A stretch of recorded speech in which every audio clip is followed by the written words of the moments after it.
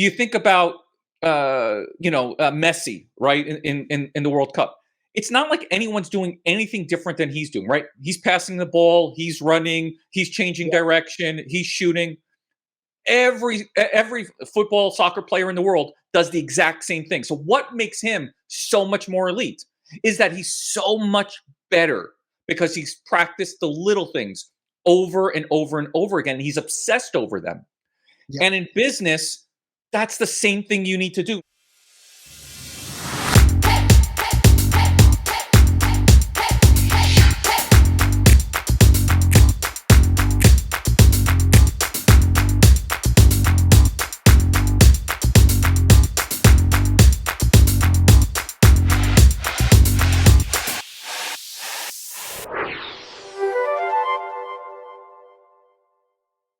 And we are live and kicking. Hello, everyone, and welcome to a new episode of the CVO Live. It's my pleasure and honor to be here with one of my earliest heroes in the optimization space, Bryan Eisenberg. He's a speaker, author, influencer. He's a fantastic human being besides all this, because I had the pleasure of drinking some beers with him in Milano. So, Bryan, thanks a lot for joining me today. It is really truly a pleasure. You've been doing a great job with these live Zooms and sharing great information and advocating for companies to pay attention to their customers. Yeah, that's the plan. So, Bryan, the first question that I have for you is regarding how you've basically tell us the story of how you've transitioned, how you've got, because not everyone in our audience have read your previous books. You've transitioned from the persuasive copywriting to improving the conversion rate. You've been one of the pioneers in the conversion rate optimization space, and now with your latest book, you are focusing more on the customers and how to improve the overall companies. Yeah, when the internet first started, and mind you, we first started optimizing for conversion as early as 1995, right? When we thought the world would be crazy thinking about conversion rates, because after all, like, you can drive new traffic, but what good does it do if you can't close the sale and you can't make money? And we all know what happened in that story, right? A few years later, the dot bomb. Everybody was investing money into the new economy and the sock puppets and stuff like that. Yeah. And we were still saying, hey, the emperor has no clothes, right? Because you're not focusing in on closing your visitors. You're not understanding how they need to buy. And the internet was going to change the way people bought, because unlike when we talked about Waiting for Your Cat to Bark, right? And that's a 2005 book. Okay. Yeah. We talked about, for example, how car buying was changing, right? Well, one of the examples, right? Where I went in to buy a car and I almost killed the salesperson, right? No exaggeration, because he was trying to sell me and tell me things that weren't, but I had done all my research already online, right? And at that point, it wasn't as common as it is today, where everybody does their research online. Everybody can even purchase a car online today, right? They weren't doing that back then.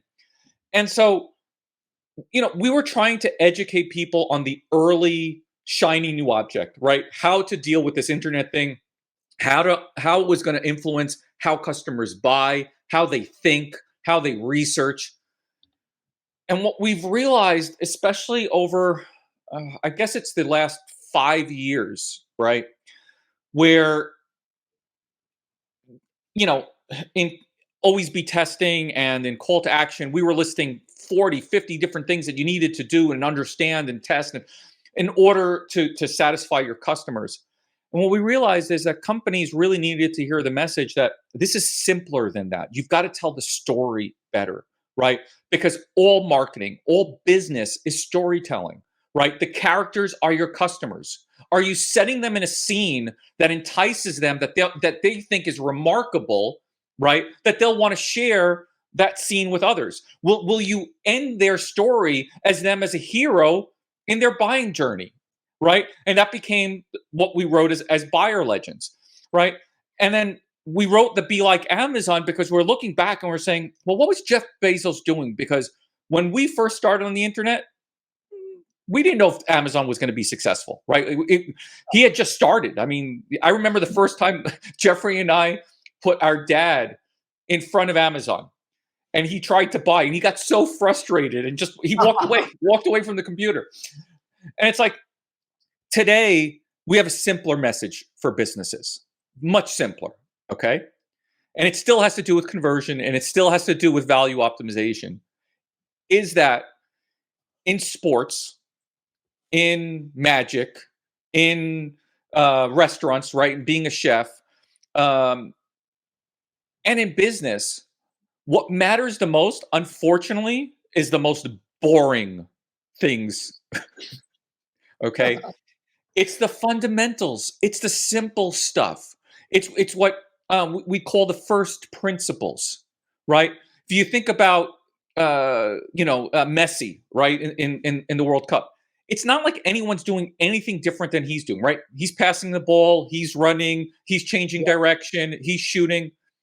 Every football, soccer player in the world does the exact same thing. So what makes him so much more elite is that he's so much better because he's practiced the little things over and over and over again. And he's obsessed over them. Yeah. And in business, that's the same thing you need to do. And so our latest book, The Rice and Beans Millionaire, Tale of an Improbable Entrepreneur, Jeffrey and I set out so that we can educate, middle schoolers, but even like experienced entrepreneurs to understand, hey, these fundamentals, and no one sat down to say, hey, what are the fundamentals of a good business, right? We have some ideas, but we don't really obsess over them. And so we wanted to create a book that people can obsess over. And of course, it starts with the customer. Fantastic. Long answer. Lots of years to sum up, because if you think about it, right, our first book, and I'm going to tell you a crazy story from last night. Yeah. First book we ever wrote, Persuasive Online Copywriting, okay? How to take your words to the bank. Self-published this book. Long story behind it. But last night, I found a blog post from 2020, I think it was. I've never seen it before, but it was on the Grammarly blog. Yeah. Okay. And they listed their top 5 copywriting books, and somehow they included ours. But here's the cool part. Here I am, I've got my gray hairs. I've got 3 kids. That's the first thing my kids were really impressed with, that I was on the Grammarly blog. I love it. Yeah. Okay. 20 plus, years later. Yeah. So, Bryan, I have to unpack something which is important in what you've said. You've said that you've started from doing these small tweaks, adjusting this, adjusting the other, 40, 50 things. And now, bit by bit, as your hair got grayer, as you've learned more about it, you've said that now the focus should be on the fundamentals, which in a nutshell would be on the customer. What do you mean by focusing on the customer? Share with us a few fundamentals that you think are worrying. It's an obsession over the customers. It's an obsession that you're solving their problems, that you're helping them buy as opposed to trying to sell to them, right? And that's a quote we talk about in Be Like Amazon that Jeff Bezos says, right? Yeah. You've got to understand that everything you do in business has to be about creating customers who want to tell other customers about how amazing their experience with you were, right? Because the most valuable marketing that you could ever do, and we all know it, we all do it every single day, is word of mouth, right? It's because you've had a remarkable experience, or if you remember Seinfeld and the soup Nazi, you had a terrible experience, okay? And you want to share it. But it was still remarkable, right? Think about that word. People remark about it. They really want to share that story. And when those stories get shared, you create a legendary brand, right? A story that gets told from one person to the next person to the next person. You think about the Ritz-Carlton hotels. They're infamous for their stories, right? And how customer obsessed they are. And they do a few things that are so incredibly valuable that I think every customer and every business can really take away from this one. Number one, they empower every employee to take care of the customer up to a certain amount. They have the discretion. They're never going to question them. Hey, you spent $600 to fix this problem for somebody. Fine. No questions asked. Okay? Because they've empowered their employee, because they hire employees who are just as passionate and believe what they believe in, have the same, that same gut feeling of how important the customer is, that it works properly for them. And then, one last point, then with these remarkable stories that they do of, hey, this kid left his stuffed animal in the hotel, and they went around, they put it in all different places, and they took pictures and said, don't worry, he had a great time on his extra vacation, and then sent it back. They then tell that story internally, right? So that all their employees understand the examples, the legends. That gets ingrained. It reinforces it like a flywheel. And then the customers hear about it. And then the customer shares that story. That's value. Indeed. Bryan, what I want to address now is this under promise over delivery principle, that if you listen to KPMG, for instance, they have all these things regarding, you need to be on the bullseye, because you need to deliver. In order to deliver over the expectations, A, you need to know the expectations, and B, you need to freaking do this. And without employees that are trained towards doing it, you're not going to do it. But their model is more mathematical. What you're suggesting is something that it's, over deliver to the customer, and it's going to come back, because the flywheel is going to be activated by your existing customers, which have remarkable stories to share with the future customers that you would never have without these stories, right? Correct. And look, in all marketing, as you know, my first book, my first two books, right, were the Marketer's Common Sense Guide to E-Metrics, Data, and Persuasive Online Copywriting. We wrote them almost in parallel. Yeah. So how can I go from the creative side of copywriting to the data side of E-Metrics, right? Yeah. And it's because there's an art and science to this. There's no precision. And this is why it's so important to constantly be testing, right? Because you don't know exactly what that pinpoint is. It's not a mathematical formula, because people are irrational, right? So you need to understand how you can deliver the value that you expect people to get, obsess over delivering it great, and then find little surprising ways to make them feel special. Yeah. What's value? Because we are talking about customer value optimization. What value is? How can you understand what value is for your customer? It's a great question. And again, it's one of those very funny things, because marketers use that term all the time. There's two kinds of value, right? There's perceived value and actual value, right? So an actual value is, okay, you can get this book. It's on Amazon. It's $7.95. But if you and I go out for dinner, we're trying to make it accessible to everybody, right? Yeah. You and I go out to dinner, and we enjoy an incredible meal, right? And I'm in talks about coming back to Romania maybe October, so we'll have to make this happen. Yeah. But we have an exceptional meal. We're laughing, we're cheering. And then at the end of the night, I take out one of these copies and I write you a note in there, okay? And I sign it for you, and something specific just for you. Is the book still $7.95? Oh my God, no. Right. And so that's the key that marketers need to understand. What's the difference between the customer's perceived value and your actual value? That's where magic happens, because if we can find ways to increase the perception of the actual value, now we're providing more than the customer expected. Excellent. So now the question for you, Bryan, is, we all know that. I mean, it's fundamental. We all have a gut feeling that, hey, we need to over deliver to our customers. We need to understand what's value for them.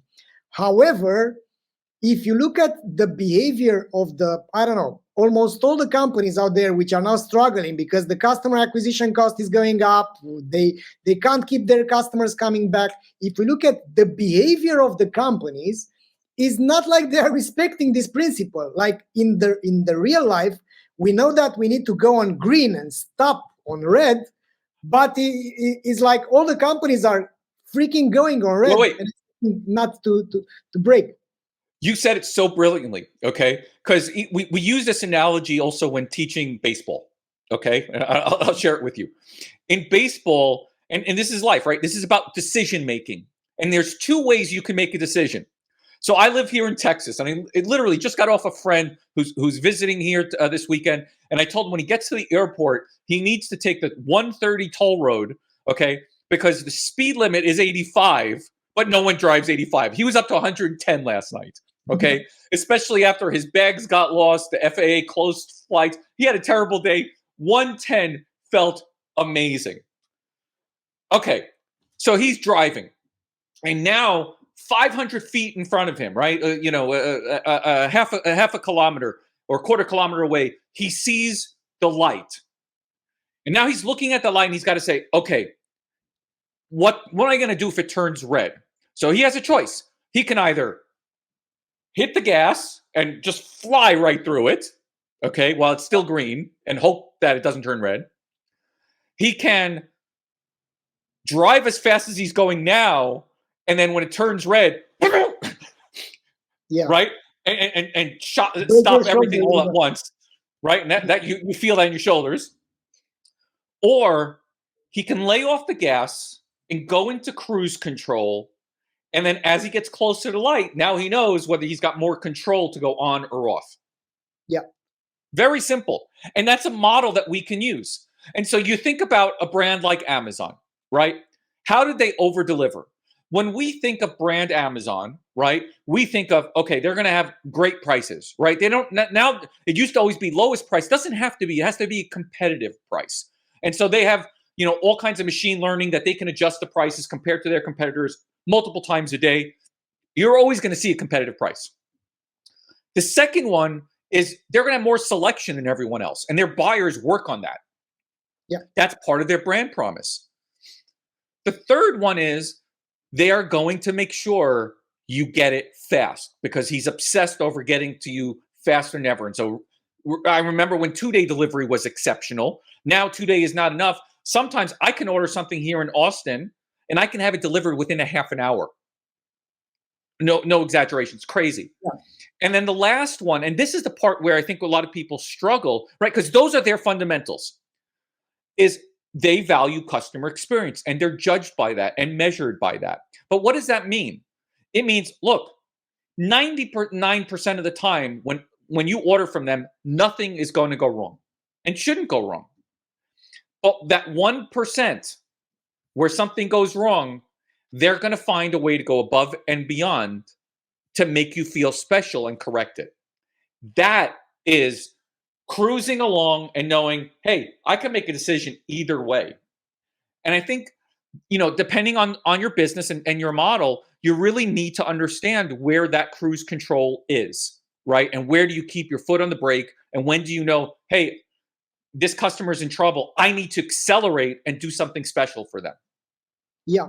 If we look at how the world looks like, I think we need to go back to the basics and to the fundamentals, like you've said. But also, we have to be aware of that, because what I'm seeing in retail and in e-commerce, we have a plethora of data sources, a lot of tools. We have a lot of data. It's like we have all these metrics, dashboards, the time to X, Y, Z. And in this, there are a myriad of KPIs. However, if we look at the basics, I'm a personal fan of measuring customer satisfaction, NPS, whatever, and then segmenting the NPS, because I don't believe in averages, and I think we're both on the same this because we had a chat about it. But the question is how companies will adapt. What must change at the leadership level so that companies will adopt the right metrics? Because chaotic reporting leads to random acts of marketing. and they are wondering why it's not working. A lot of businesses rely on what we call bubblegum marketing, right? Um, you take a piece of bubble gum, you put it in your mouth, you start chewing it. It tastes delicious at first, and then all of a sudden it just loses its flavor. So then you go and you throw it out. Then you decide, do I want another piece or do I not want another piece? And this is the way they do marketing. Oh, this is looking like it's doing something great. No flavor. Okay, and they're never consistent. And so the people who interact with their brand are always wondering who they are and how they are. And it's only when you look at the metrics through the lens of your customers, right? What we call customer-centric metrics, which is the way I was just describing Amazon. They look at it through, what does the customer care? Not the vanity metrics, not the metrics that give them an internal focus of their business. And not that we shouldn't measure those, right? That's why the accountants are there. That's why the operations guys are there. But the CEO and the marketing people, they need to be in touch with customer reality, okay? Yeah. And let the people who are in charge of keeping the business running focus in on that. And I think that is a key part of the next step in analytics, is where if they stop their focus in on just worrying, what were sales yesterday, right? Or those kind of metrics, you get focused in on what's inside the bottle all the time, that you can't read the label. Okay. And what we need to do is, the customer has an outside view of your business. So you need to give them, and you need to look at it from their perspective. Yeah. Love it. I think it's this, and that takes, let's say, a bit of humbleness, because as the company goes bigger, and I'm meeting with CEOs, and I'm having these conversations, like, they don't know the reality of their own businesses. And I think customer lifetime value is the metric of the CEO. It can't be the metric of marketing, because it's not only about attracting people, it's also about retaining, which means it's not only the metric of merchandising, because you need good products to make people stick around. And it's not also the metric of customer experience and fulfillment, because if you deliver shit in real time, nobody's going to buy it again, right? So the CLV is a metric of the CEO. How can you change the mentality of a CEO if he's not getting feedback from other people than the ones with whom he's doing the one-on-ones? Because at the end of the day, if the CEO doesn't get the data from real customers, which are, I don't know, pissed off, or they are ecstatic, or whatever, he's not going to change the quality of his decision making, and he's going to have only these chats with the CFO, like, things are going well, let's invest there, let's whatever. That's it. Right. Or let's cut here, or let's cut there. I think a great example of that is, I don't know if you heard in Romania about the big Southwest mess during the holiday season here, where they had to cancel thousands of flights because their internal system for their employees to call in and let people know where they were just wasn't working. And so they didn't know where anybody was. They had to cancel everything. This has been an issue for them for years and years and years and years. And the problem is, here the CEO was, he was a bean counter, right? All he was interested in was maximizing profits, even though, the frontline people of Southwest are really known for really being, kind people and good people, and they really try to treat customers well. Unlike like something like Ryanair, which could be a whole different story, right? Or this other crazy stories, but they really try to do a great job at it. But the CEO ignored this internal friction, okay, which he should have heard from frontline people, and it cost them. I think the number was, $860 million. Okay, something like that. I don't remember the exact number, but it was a tremendous amount of money, and it'll probably erode their brand slowly over the years. He had a choice many years ago to decide whether he was going to look differently or not. And the reality is that, while he just looked at profit, and, the amount of flights are going, he didn't care about his employees. And when you don't care about your employees, they're going to have a hard time making sure that they can take care of your customers. And so if you don't take care of the employees first, your culture is starting to get broken. When that gets broken, those cracks are in your foundation. That's going to affect your customers. When you affect your customers, you're going to affect your bottom line. So first, look internally. Look at your turnover rates. Look at the way your people talk about each other and about the business, right? If you're not paying attention to that, you're missing, like, you're really living like in a tower where nobody understands what you're doing. And it's sad. And there are CEOs who are not going to change, right? They think business is the way it used to be. But as I've been trying to tell people for the last 25 plus years, it's evolving faster than they can.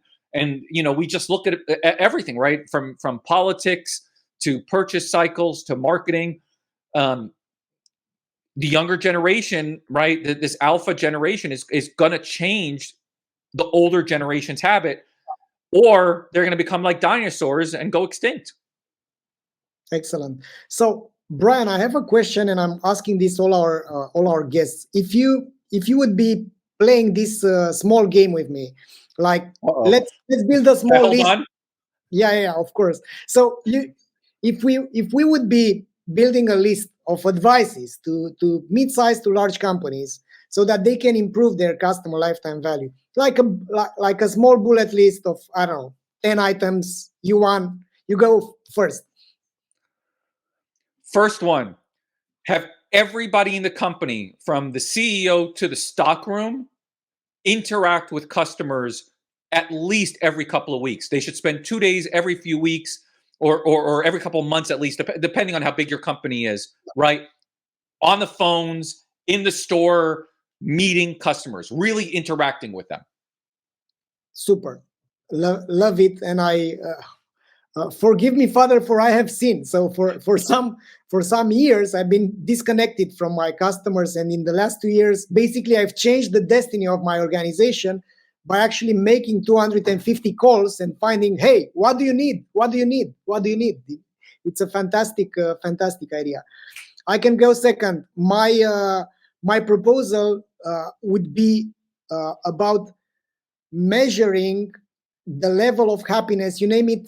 You can use whatever KPI you want, but you make sure that the top level, the people in the boardroom, are measuring customer happiness, because that means putting a seat at the table, at the decision-making table, and looking at the contract. How is the customer happiness? NPS, CSAT, I don't care how do you name it. Like, how is this going? Is this going up? Is this going down? And if it's going down, make sure that you know why. Because if you don't know why, it's like you don't care if the customers are unhappy. You just measure it, and you're going to be like a doctor, which is aware that your patient is suffering. You know that he has such and such blood pressure, but you don't do anything about it. Okay, I'm going to add to that one. We're going to put people over profits. When your only focus is on maximizing profits, in the long term, when you're having unhappy people, like we talked about, right, internally, externally, your customers, your brand is going to erode. And we've seen that. We've seen great brands. I mean, you think about, hold on, I'll make you laugh. You see that sticker on the book? It was from Yahoo. They were giving us free advertising. And you think about what Yahoo did and how they failed, right? We look at what and we should all be looking at what Facebook is going through right now. It's a brand that is declining, right? We can see it in front of our eyes. So pay attention to the people. I knew Facebook was going to be in trouble when some of us early people got on there, right? Not the students. And all of a sudden we were hitting that 5,000 person limit. And they were like, nope, you can't have more than 5,000 friends. If I travel the world and I meet so many amazing people like yourself and others, I'm going to hit 5,000. Okay. Yeah. And when they capped that, it wasn't about you and I, it was about their requirements. They didn't care about how we connected, really. And then, of course, it said, oh, no, go do pages. Okay. And then they put pages, and then they restricted how many people actually got to see it. Again, to favor them so they can get ad dollars, right? Not help people connect. And their mission was to connect your social network. oops, they broke. Yeah, when it's a disconnection between the company journey and the customer journey, the companies will eventually decline or collapse. And there are a lot of companies that went through that. I mean, Sears. Yeah. Yeah. A lot of great brands. Whatever. Kodak. Yeah. Kodak, exactly. They were ruling the world. I was raising with Kodak. We all used Kodak film growing up. There was no. I was a photographer back then. I had a dark room, so yeah, I'd experiment with different films, Agfa and stuff like that. But Kodak could have dominated every single phone, every single digital camera. Management decided, no, that's not the business they're in. But really, they're in the business of capturing memories. They forgot. They thought they were in the film business. That's right. I'll go next, number 4. So number 4 is about being aware about the customer journey, like not doing the buyer persona shit in your boardroom with your marketers, naming the best customers Lucy that has a dog. No, it's not that. It's just focusing on your best customers that are manifesting are having the best experience with your products and your brands, and then investigating what's their path, and then consciously crafting a customer journey and improving the customer experience. That's because if you want to increase the customer lifetime value in a world where everyone is selling the same thing, you have to differentiate somehow, and that somehow is customer experience. How you make them feel is more important than what you sell, if what you sell is the same thing as other 200 companies out there. I like that one. I'm going to bring you back way back to the first book we wrote. We built the tool. It was the most popular tool we built when we had our agency. Okay, it was called my wee calculator. Okay, and I'm going to tell you, as a company, stop wee-weeing all over yourself. Customers don't care about you. They listen to their favorite radio station, WIIFM. What's in it for me? Okay. And when all your marketing is about, we are the best, we are the greatest, we've got the best prices, we've got this, they don't care. It's only about them. So stop wee-weeing all over yourself. I love it. I must steal this. WIIFM. Love it. Well, at one point, I had the most popular wee-wee on the web. Excellent. So going further, I think it's about making someone responsible of the let's say advocating for your customers, because if it's everyone's job, is nobody's job. So having, I don't know how you call that guy, customer experience officer, chief happiness officer, whatever, that guy must be on the payroll, and his job should be to make you responsible about all the shit that you're delivering to your customers. And that means he's, let's say, caring more about the customers than he's caring about your company. Absolutely. But at the same time, we have to enable our frontline staff and all of our employees to be able to make decisions on behalf of the customer and not be restricted by strict rules and regulations that, oh, no, I can't do that until you speak to the supervisor. I mean, I had a crazy situation just a couple of weeks ago. So I have a ceiling fan here in my office, right? And I have very tall ceilings. So the good thing is that if I have the fan going, nobody can hear it on the microphone, which is great. Yeah. Here is my problem. The only way to control it is through this remote control. And the battery died. Okay. I could turn on and off the light because it's a light switch. So and it was set to on, so I can turn it on. But I didn't have the fan on, and it was crazy hot here still in Texas, right? I mean, look, this week we still had 83 degrees. So what, 37, 38, right? It was toasty. And so on Amazon, they offer you to buy, you can get a product delivered today if you spent, I think it was over $35. It was the offer. So the batteries were like $482, and I ordered a bunch of other things. Great. That afternoon, everything showed up. Except the batteries. except the batteries. So I wait a day. Okay, nothing. I wait the next day. It's still.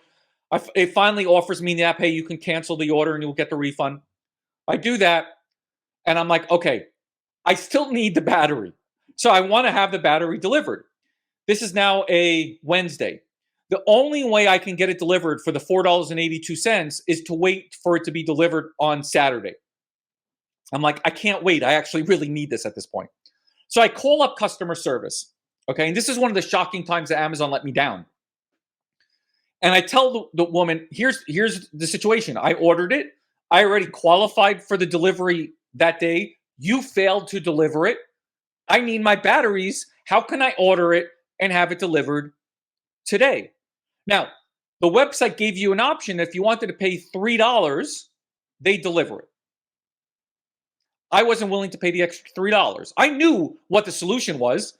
I was not going to give it to her. She couldn't come up with a solution. She finally puts me on with a supervisor, okay? And the supervisor goes, "Oh, yeah, hold on. Let me give you a credit for $3 to cover that." And I got my batteries that afternoon.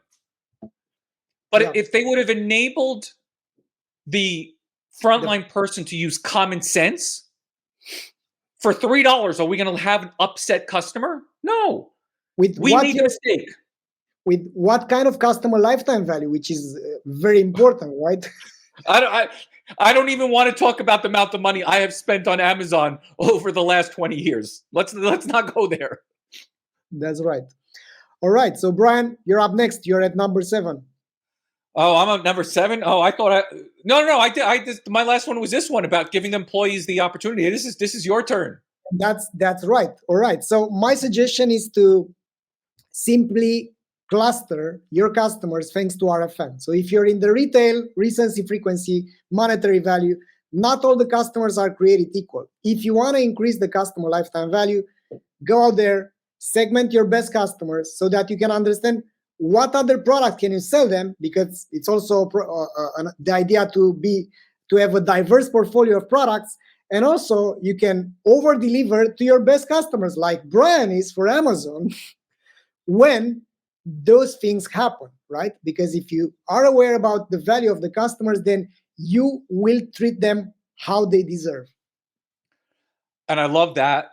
And what we can do next is once we've segmented those customers by RFM, we can now add some demographic data on top of them, then add some psychographic information about them, and create the personas that we can now tell stories about what these customers actually look like, so that all of our employees can have the empathy for what this customer is actually going through in their buying journey and be able to even support them even in greater ways. Love it. So it's like blending first-party data with zero-party data and knowing exactly why the customers are becoming so valuable to your business. I love it. So I think we're at the last one, which is number 10. My 10th, the idea number 10 is to hold a list of the top 3 issues that are freaking appearing over and over and over again.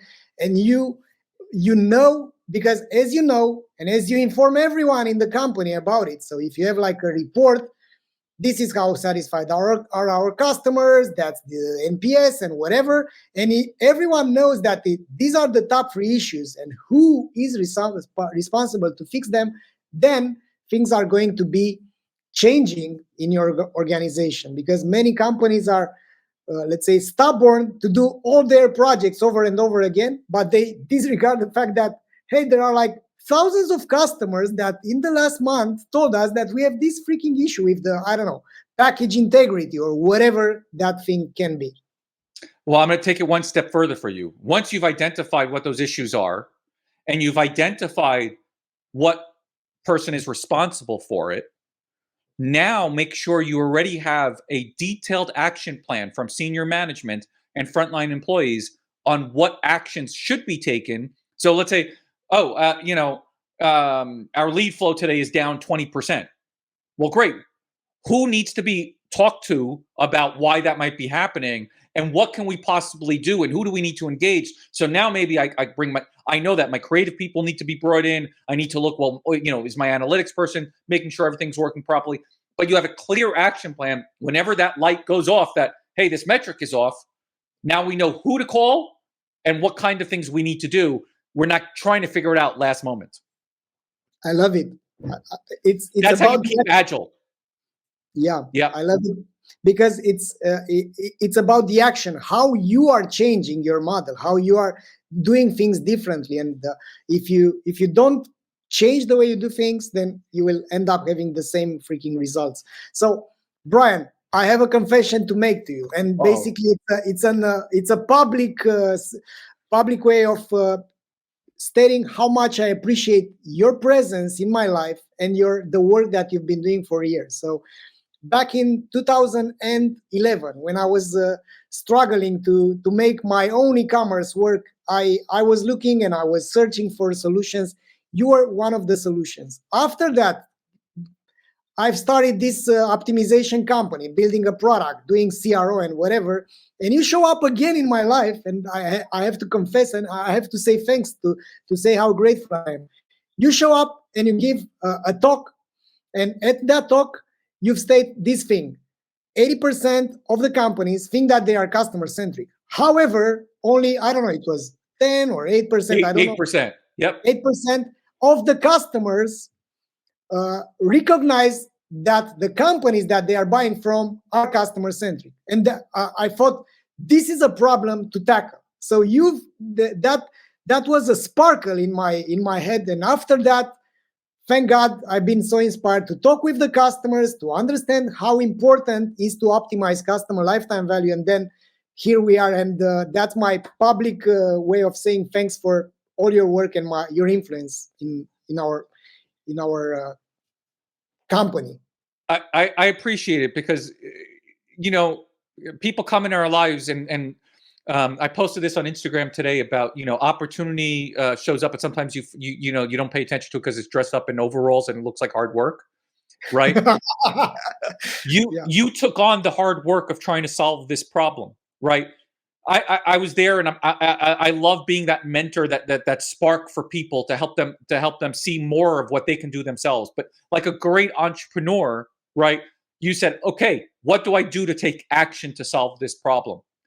And that is where the magic happens in entrepreneurship. And that's the part that I tried making sure. After doing this for 25 years, my goal at this point in my life is, how do I influence the people like you, but my kids, right? My daughter is about to graduate college. She's off to her first job, in June. My middle one is going to college next year. He'll continue his baseball career, as well as academic career at a school in Northeast. And my youngest one is going to high school. And like I mentioned earlier, they were so excited because they saw me on the Grammarly blog. Like, they never saw the early things that we did to build our business, to build our company, to take it from a consultancy to a SaaS, to take it public. Like, they never saw any of that. They never saw the early work we did with entrepreneurs. And I wanted to take all these lessons from entrepreneurs like yourself and from so many others who I've seen take these great fundamentals of, wow, that's a 72% problem. That's a big problem. 80% and 8. Like, how do we go about solving it? And it's not that you need the perfect answer today. This is where every entrepreneur gets stuck. They look for that perfect thing. Oh, we're going to solve the whole thing. No. Progress is better than perfection.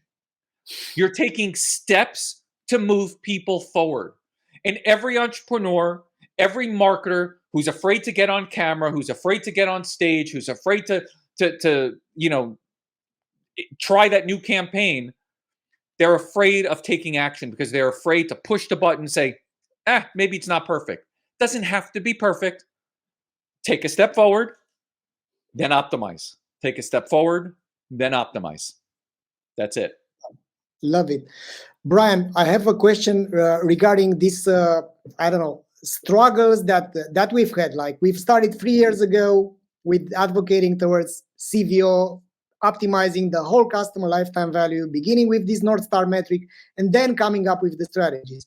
we have the, let's say, old school mentality around, you know what, we need to focus on the small tactics, and those will level up eventually. So we have the CRO perspective, where it's about conversion rate optimization. It's not about customer value optimization. But Yep. We also have this new breadth of companies which are adopting this, and they are realizing that, you know what, maybe conversion rate is not the most important thing. Maybe it's the customer experience.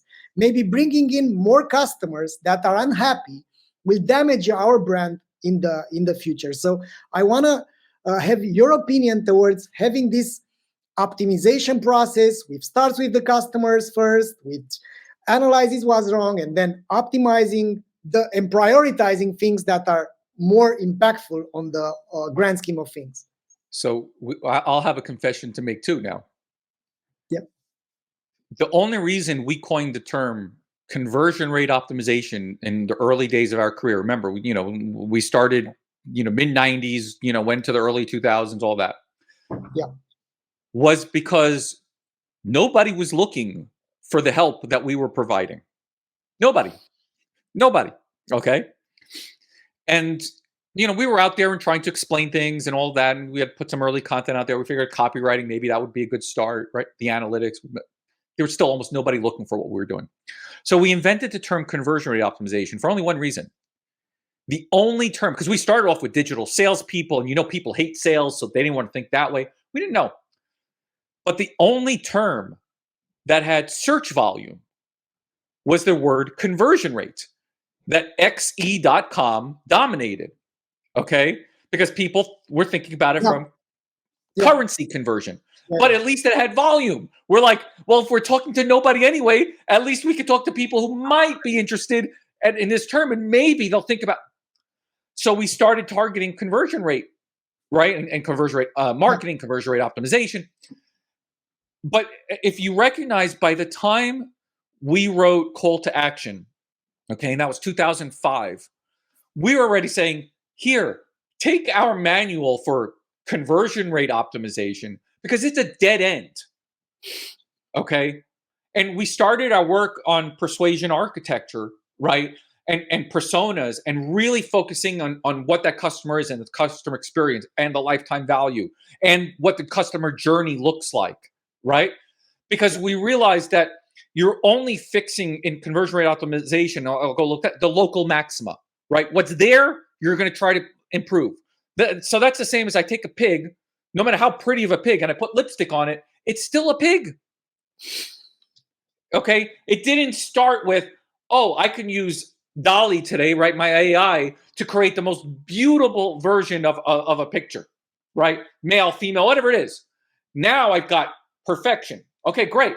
Now, how do we plan to actually getting there? And that's where we started focusing on, right? What does that journey look like at the end? What does it look like when every customer is giving you a 5-star review? When every customer is telling you, hey, you're doing an amazing job. OmniConvert is the best software. It does everything I needed in my life. I mean, I'm thinking of naming my child after it. Okay?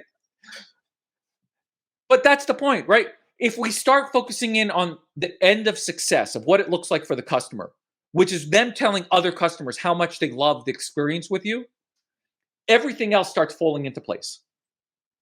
Fantastic.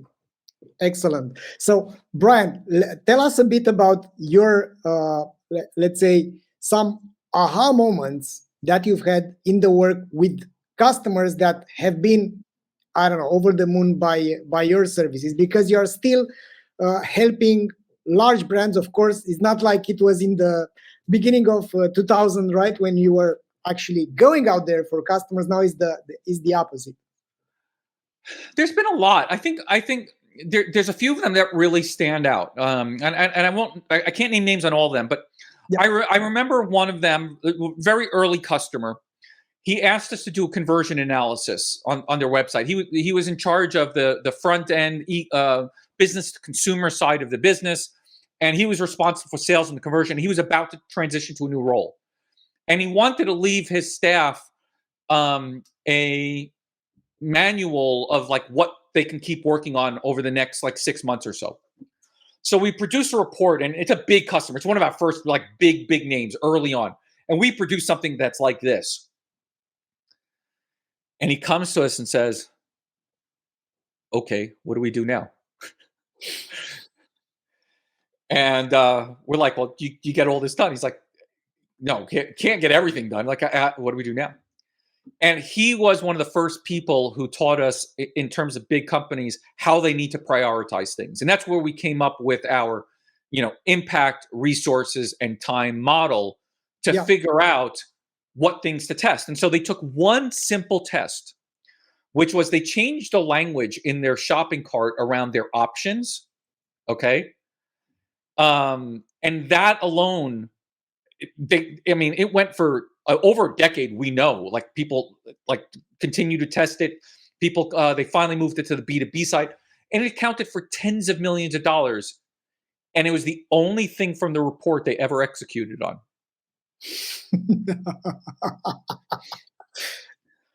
Yeah. Another customer, similar thing. He was the CEO of the company. We went ahead, and Jeffrey's talking to him. It's midnight. They start engaging. They sign a contract. I wake up. I'm an early morning person, 5 a.m. I see what I have to do. I look into their analytics. I look at one of their pages. They had, this is going way back too. They had multiple testing tools that they were using. They had a statistician. They had like a whole team of people focused in on testing. They were testing this one page. They couldn't move the needle. I go ahead, and this is overstock.com. And I tell them to change one graphic. That one graphic accounted to a 5% lift to the top line because it was the second most trafficked page on the website, right? Their movies and DVD pages. I talk about this in Call to Action. And it accounted for over $25 million for one graphic.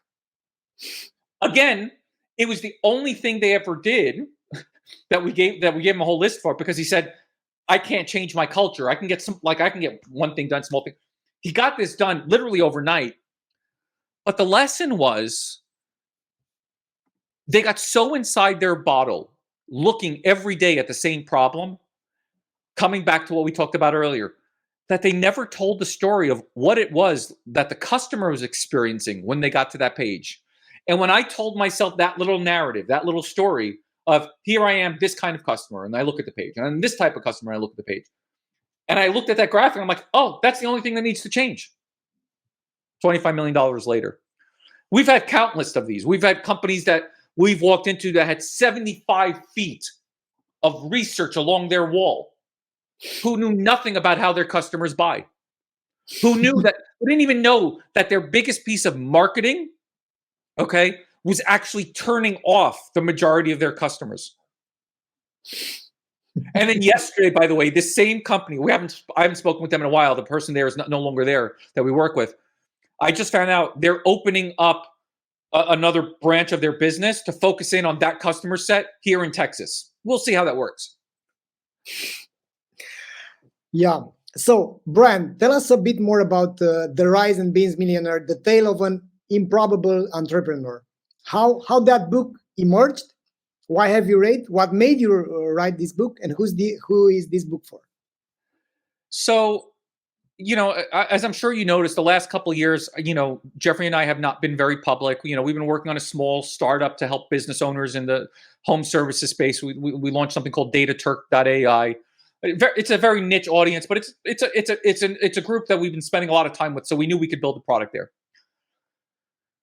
But over the last few years, especially, through COVID and stuff like that, my son with baseball and spending training him and working and helping mentoring other young entrepreneurs in their journey, I realized that there was not a book that talked about those first principles.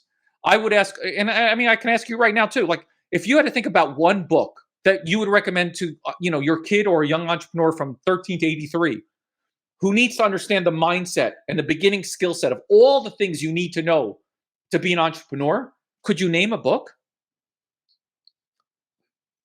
For the inception, I don't know. Maybe Michael Gerber's The Entrepreneur. Name it. That's the most popular answer. And if you think about his story, right, you first start with a bakery and a few employees, and he's telling you, hey, don't work in your business, work on your business. your And business, that's great advice. That's not that first trigger, that first step to become an entrepreneur. So along the way, in the book, I have you meet characters, some of them real, people like Peter Shankman and Amanda Russell and Derek Halpern and Joe Ferraro. There's a bunch of them. And others that I've taken, and I've taken their stories and I've blended them together with others. So they're real stories, but you don't know who the person is. I don't necessarily want to reveal it, right? Yeah. Or I took two stories and I put it into one character, okay? And I wanted the current business owner or one who just frustrated with where they are in life and they want more, they've just had enough of where they're at. Yeah. To realize that there's a journey here, right? There are people that you need to meet, like we met, right?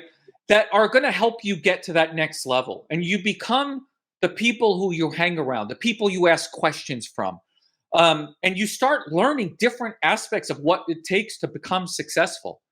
And I wanted to have a book, first of all, that you can read in about an hour. The audiobook is 2 hours long.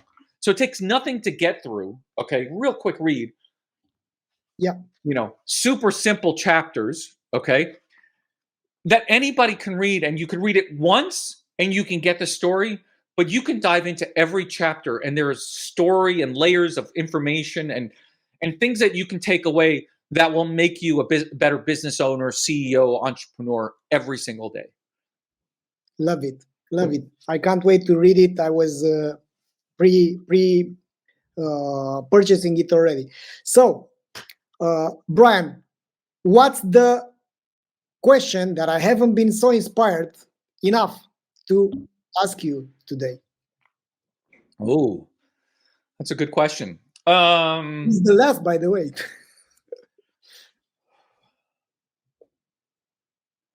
Wow.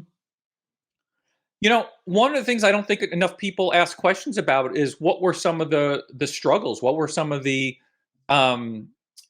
failures that people have along their journey? And I think there's a lot to learn from those failures, right? Because obviously we don't want to make the same mistake.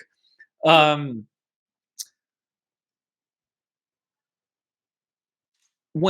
I think our biggest one, and it's a weird one, but I think it's very relevant to where we are in today's economy and what people are doing. Yeah. So as you know, we started off with some very detailed, conversion related books, right? We started with the copywriting and the e-metrics, then we went to call to action. And then we went ahead and we wrote this bigger marketing piece talking about how the trend of the consumer is changing. It got written up in the Wall Street Journal about finicky customers and waiting for your cat to bark. And then the world was changing. The environment was changing. And we were approached by Google asking us if we would write a book about Google Website Optimizer and how to use it. And we had positioned ourselves as looking at the bigger problem, not just the small problem that we talked about earlier. Yeah. But we decided that, okay, for our agency's sake, not for our sake, but for our agency's sake, it made sense to own that position of having written Always Be Testing, right? And launching it with Google Website Optimizer. And a lot of businesses today are looking at the same thing, right? The economy is getting more difficult. Things are a little bit more challenging. It's harder to get people's attention. Should we contract and focus smaller than what our big vision was? Yep. And I'll tell you that hurt us, right? It hurt. People didn't know who we were anymore. Were we these big, innovative, big thinkers? Or were they these little tinkerers talking about the 30 different things that you can test on a website? And when you lose your identity because you've lost your vision and you got taken off course, your business is going to suffer. So stay on track on what you want to do and keep aiming higher. Don't, like, it's so comfortable in a recession to be like, okay, we're going to shrink. No, I mean, you can shrink your impact, your resources, but your vision, you can't shrink that. Love it. Having a bold vision, and I've been in some struggles myself to to share my transition from solving that CRO problem, because in our life, when Google Website Optimizer has been revamped, they suddenly had an offering which was significant to ours, and we had to change dramatically, to change our business model, and that struggle led us to think of ways to deliver undeniable value to the market, and it was a hard period. But what I've got lost for 1.5 years by trying to stay alive, paying the rent, paying the salaries, and it was such a hard period to lose my bold vision towards providing a tool that is giving undeniable value to the market. And what I realized when I woke up after, I don't know, a long meditation, it took me 10 days of meditation, silent meditation, to realize that, you know what, I'm gonna die anyway. And if I'm dying, let's do something bold with this life. Let's take on another journey. Let's do something, because you can't go further than your biggest vision. And if your biggest vision is to pay the rent, you're gonna freaking maybe pay the rent. I posted that the other day on social media. It's like, how big is your dream? And we can wrap it up on this thought. Yeah. There's a very early clip of Jeff Bezos talking about his business. And if you remember, Amazon first started, he wanted to be, the biggest bookstore, right? He knew he could offer millions of titles. But very, very early on in their journey, and they were still tiny at this point. They were starting to get a little success, but they were nowhere near like what we think of them today. And here they are competing with Walmart, who has more resources than anybody in the world. They have more data, everything. And Jeff Bezos' dream and his vision was for Amazon to be Earth's, not the United States, Earth's most customer-centric company. That's bold. That's big. And he did everything in his power to get there. He's retired. New CEO is coming aboard. They're talking about shrinking some things now. They've laid off a whole bunch of people. They're talking about how they're going to have to kind of adjust their thinking. They're not going to be able to innovate as much. We'll see if that is either their blessing or their curse, because they're still not chasing that bold vision. Yeah, and that's indeed a good thought to wrap it up. So, Bryan, where can people reach? Where can people follow you? Where are you most present these days? Sure. Obviously they can find me at bryaneisenberg.com or biolegends.com, which is our company. But I'm on all the social media. I'm on Twitter, I'm on Facebook, I'm on LinkedIn, I'm, on Instagram. And yes, I've even started a little bit on TikTok, just putting up some little clips of old speeches and other conversations I've had. Again, just trying to provide value to people.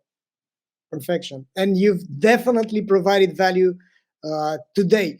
Thanks a lot, Bryan, for being with us. It was an honor to have you as a guest in our podcast and into the CVO Life. Thanks again for what you're doing to the entire industry. And that was it. That's a wrap, everyone. Thanks a lot. Thank you.